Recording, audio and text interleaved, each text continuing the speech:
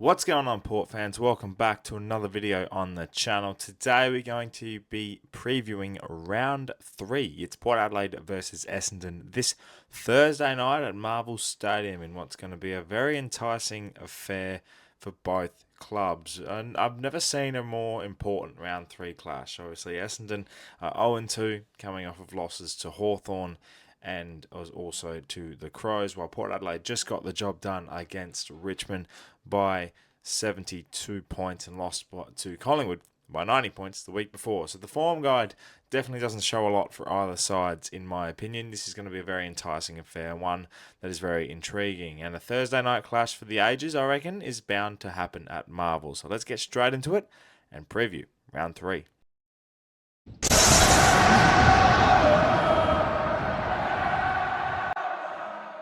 Previewing these types of games absolutely suck because you just never know what's going to eventuate. This is a type of game that you sort of pencil in as a maybe for Port Adelaide, and Essendon have been in such ugly form, yet it's kind of laughable that they've still somehow produced some okay football in patches, especially against the Dons. I thought they were okay, and then you come up against the Crows outfit and they still scored 100 points, which just makes things a little bit more interesting. So for me, this game for Port Adelaide is so important because it sets up a big couple of weeks after this in particular, and plus a 10-day break to come as well for Port is really crucial and really important for Port to get this momentum and get this win. Backs against the wall as well, because I know Essendon's going to have a challenge. They're going to come out this week, and they've been scrutinised in the media. They've been thrown under the bus basically with their performances. Rebuild has been the word that's been described, and Brad Scott is under so much pressure already, and they've got injuries galore. This week they've had Perkins being ruled out apparently, and then Sasadis has also been ruled out as well. So it's interesting to see how their dynamic's going to work. And in my honest opinion, if Port Adelaide can't get the job done this week, you can almost write off the season in terms of any sort of damage that can be done. And I know Essendon, have a lot of things in their favour this week. They have a Thursday night clash at home, big stage, an opportunity to bounce back. They have a great lineup in terms of their youngsters. Durham's just been out of form. Caddy hasn't really had a good look in this year. They've had injuries down back, and we expect Ridley to come in this week. And they've got some soldiers around the front line that can really work their way through. Andy McGrath has been someone that hasn't been as well dispersed, and then Dersma's obviously still finding his feet, and there's just a lot of energy around Essendon that could deteriorate around Port Adelaide. And look at Port Adelaide's side of things, and when we go, right, we've got a great record at Marvel. I think we lost one game in there in the last 12 or 13 games. We've come off a good win against Richmond. This is the stepping stone now to make sure that we're consistent. Connor Rosie's in good form. There's a lot of positives with Port Adelaide coming out of last week, and was it wallpaper over the cracks? There's so many questions that come into this game. That's what makes it so intriguing. The biggest intrigue with Port Adelaide, though, and this is the thing I wanted to talk about. We can talk about the form from last week and everything. Is we've all seen the game. Is selection. Selection's the biggest problem for Port Adelaide this week. There's injuries to Lukosius, who's out for 3 to 4 months, which is such a shame. We've just had a horrible run with injuries from Zerk Thatcher, Radagalia's knee, and then Butters' knee, and just everything has sort of culminated into this black cat that's been running around with injuries. And I throw in Lockie Jones, who finally has a good game of football, and as soon as he has a good game of football, gets injured. It just seems to never happen for him. Ryan Burton was playing like an 80-year-old man without a hip, and quite frankly, he was, because he had no hip, and he's out for 3 to 5 weeks. So these sorts of problems that arise, this is the definition of depth, and this is the problem we come to, because now you drop Finlayson the week before, bring in Christian Moraes, who's had a great debut, and now you'll keep him in the side, but then you got to go, right, well, Lukosius is out, so we need a forward. So now does the experiment of Finlayson down back fail, and you just throw him back up forward? Then there's obviously Ollie Lord, who got injured in the Sandful trial match on the weekend against West Adelaide.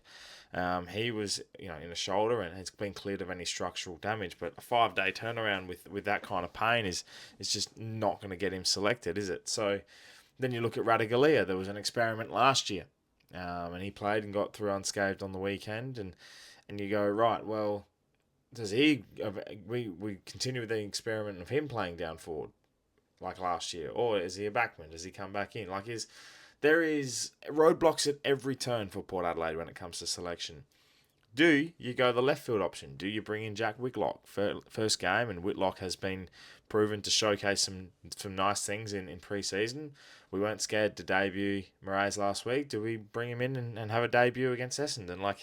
There's so many roads and paths that Port Adelaide could take with selection. And honest opinion, if I'm thinking what everyone's sort of going by, Finlayson, Radigalia, and I reckon Rory Atkins are playing this week.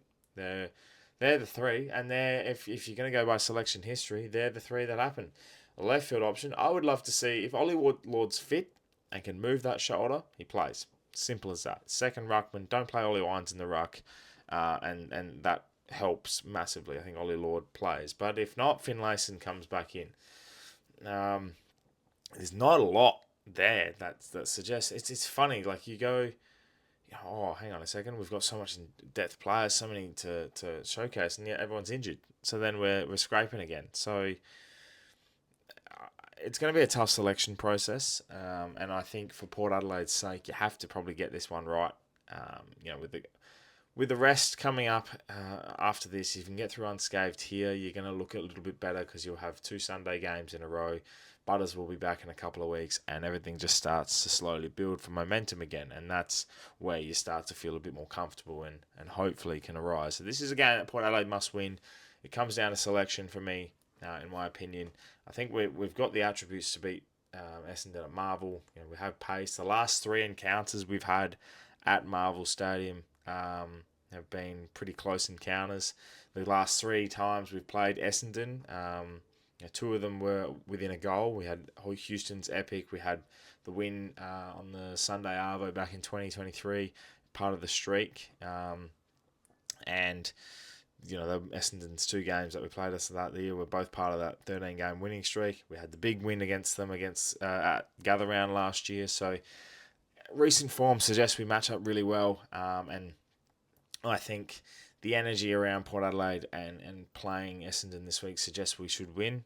I think we should win. This is a win game. You have to win this game. If you're going to be contending for the top 8 this year and you're going to be contending for a top 4 finish and you want to be saying, taking away any sort of stress and any sort of, promotion towards that idea of, the succession plan's not working, this and that, then you've got to win this game of football. Away from home, Thursday night lights, you win this game, Port. And if you don't, it's just an embarrassment. My tip for this week is I'm going to be tipping Port Adelaide by 21 points. I feel like our star power is still there. And the way Essendon have been playing, I think it'll be a high-scoring affair. I think our smalls are going to do a lot of the job. I don't think Essendon's defensive unit can hold stead. And something tells me about selection we're going to go with 2 rucks. So I mentioned all of that before, and the one thing I think that's just being a little bit avoided is the 2 rucks combo, and I think Soldo might be coming into play this week. Dante has been good, but I think Soldo brings a point of difference and can play forward, and we've seen him kick goals before, so that's another option there. I think under the roof, you need a tool to outmark a lot and really contest, so we've seen Dixon play in the past, and he's been quite ferocious under the roof and really helped out in that stability. So be interesting to see, but I'm tipping Port by 21. Would love to know what you guys think in the comments below about selection, about this week's game, and what's your tip as well, because it's going to be a very, very intriguing round 3 clash at Marvel on Thursday night, our Thursday night game. The only time we have a primetime game. The rest are Sundays or Saturdays, which is quite interesting. Thank you so much for watching, Port fans, Dons fans. If you've been watching, leave a comment below what you're thinking about your side this week. I know it's going to be massive. Obviously, Port Adelaide announced the other day that they will be releasing the Lightning Bolt Guernsey, and it's obviously already officially out, so make sure you go purchase that, ready for round 4 against the Saints. It looks unbelievably stupid sexy, and if you haven't already, check out the Glass Table podcast, the Pairs on a Pod podcast. It came out Monday. A lot of content for you to consume under the Pear roof. So make sure you jump on all that. Subscribe to the channel if you're new, for plenty more Port Adelaide and AFL content to come your way. Once again, thank you so much for watching. My name's Anthony, and as always, come the Pear.